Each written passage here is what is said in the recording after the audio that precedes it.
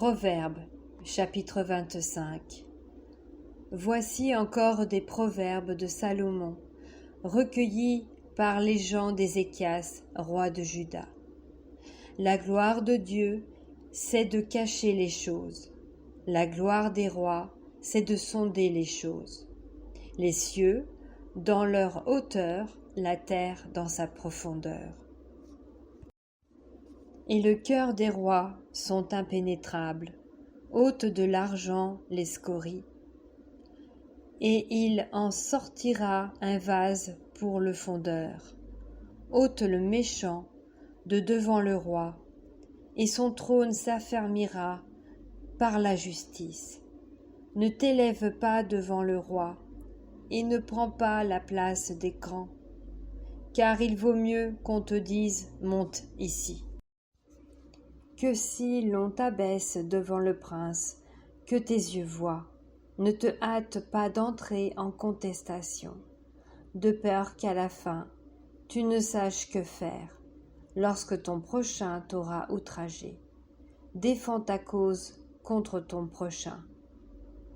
Mais ne révèle pas le secret d'un autre, de peur qu'en l'apprenant, il ne te couvre de honte, et que ta mauvaise renommée ne s'efface pas, comme des pommes d'or sur des ciselures d'argent.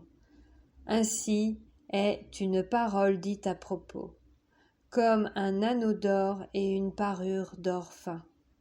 Ainsi, pour une oreille docile, est le sage qui réprimande, comme la fraîcheur de la neige au temps de la moisson. Ainsi est un messager fidèle pour celui qui l'envoie.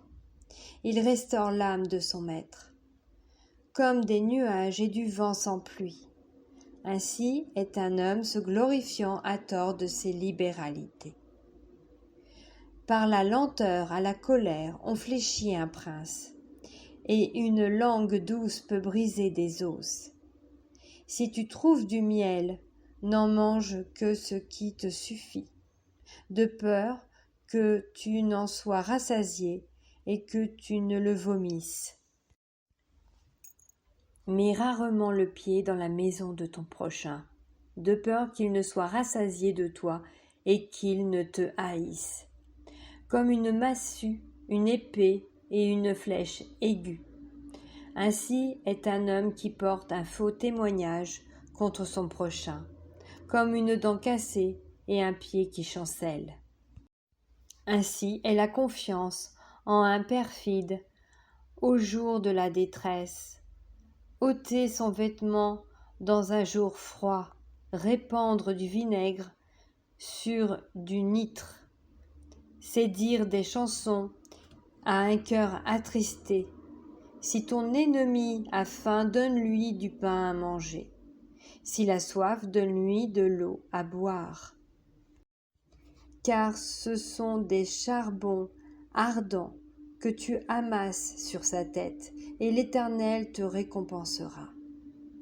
Le vent du nord enfante la pluie, et la langue mystérieuse un visage irrité.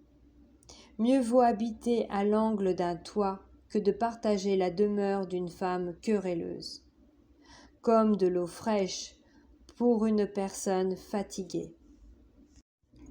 Ainsi est une bonne nouvelle venant d'une terre lointaine, comme une fontaine troublée et une source corrompue. Ainsi est le juste qui chancelle devant le méchant. Il n'est pas bon de manger beaucoup de miel, mais rechercher la gloire des autres est un honneur, comme une ville forcée et sans murailles. Ainsi est l'homme qui n'est pas maître de lui-même.